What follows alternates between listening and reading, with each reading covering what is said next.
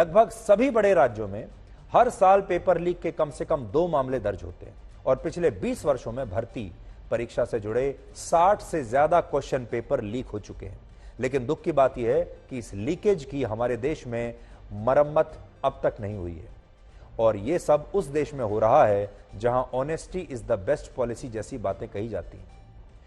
अगर आप देखेंगे ध्यान से तो आप सोचिए, हर साल 2 क्वेश्चन पेपर लीक हो रहे हैं। 20 सालों में 60 से ज्यादा क्वेश्चन पेपर लीक हो चुके हैं। ये वो देश है जहां हम अपने संस्कारों की बात करते हैं और कहते हैं हमारे संस्कारों में ईमानदारी को बहुत ऊपर रखा जाता है।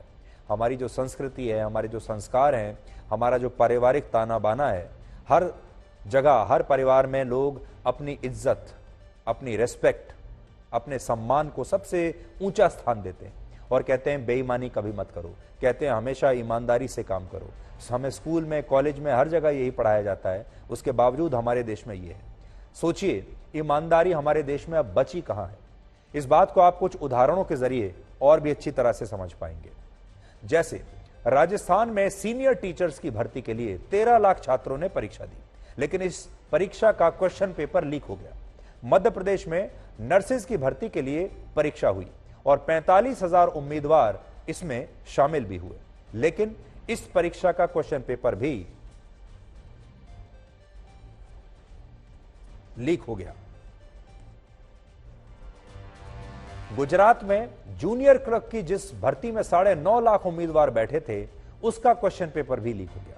और इसी तरह उत्तर प्रदेश में टीचर्स एलिजिबिलिटी टेस्ट का पेपर लीक होने से 20 लाख छात्र प्रभावित हुए।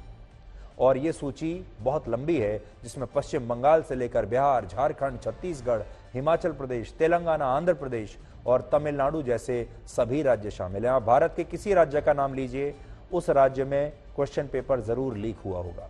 यानी ये समस्या जो है, ये अखिल भारतीय समस्या है।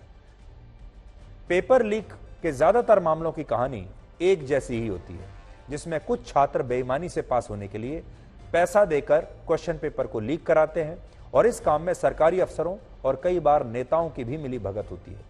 बड़ी बात यह है कि हमारे देश में कुछ मंत्रियों पर यह भी आरोप लग चुके हैं कि उन्होंने अपने परिवार के लोगों को सरकारी नौकरी दिलाने के लिए कई बार क्वेश्चन पेपर लीक करा दिए। पेपर लीक किसी भी छात्र के लिए किसी त्रासदी जैसा है और ऐसा हम इसलिए कह रहे हैं क्योंकि हमारे देश में हर छात्र सरकारी नौकरी के लिए कम से कम 1 साल और अधिकतम 15 साल तक तैयारी भी करता है और संघर्ष भी करता है, क्योंकि हमारे देश में आज भी सबको सरकारी नौकरी ही चाहिए। और इस दौरान उस छात्र की पढ़ाई पर बहुत पैसा खर्च होता है, जिसमें एक बड़ा हिस्सा कोचिंग इंस्टीट्यूट को कोचिंग फीस के तौर पर चला जाता है। आप जानकर हैरान हो जाएंगे कि हमारे देश की कोचिंग इंडस्ट्री 58,000 करोड़ रुपए की है, जो 2028 में 1,34,000 करोड़ रुपए की हो जाएगी। और यह पैसा भारत के उन छात्रों का होगा जो इन कोचिंग इंस्टीट्यूट्स में पढ़कर सरकारी नौकरी या फिर कोई भी कॉम्पिटिटिव एग्जाम की तैयारी कर रहे होंगे। इसलिए सोचिए, अगर इन परीक्षाओं के क्वेश्चन पेपर लीक हो जाए तो इससे बड़ी त्रासदी क्या होगी। इतना हजारों करोड़ रुपया या लाखों करोड़ रुपया हमारे छात्रों का एक ही रात में बर्बाद हो जाता है जब वो क्वेश्चन पेपर लीक होता है।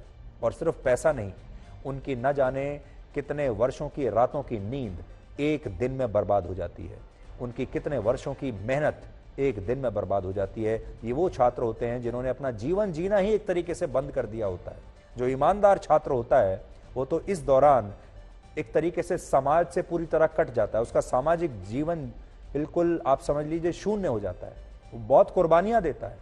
इस तरह के जो छात्र होते हैं, माँ बाप भी उनसे कहते हैं कि कहीं मत जाओ, दोस्तों से मत मिलो, शादी ब्याह में मत जाओ, कोई पार्टी मत करो, सारे दिन पढ़ाई करते रहो।